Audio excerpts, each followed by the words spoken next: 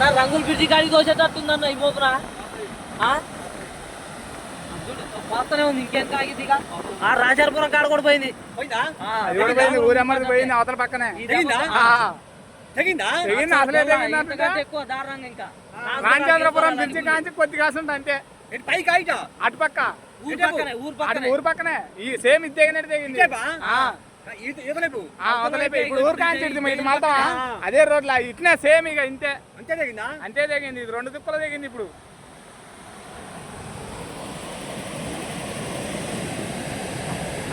కాలం ఇంత ఉక్కుష్టంగా వదిలిండేది కాలం వదిలిండు అది ఇది 2 ఒకటైనాయి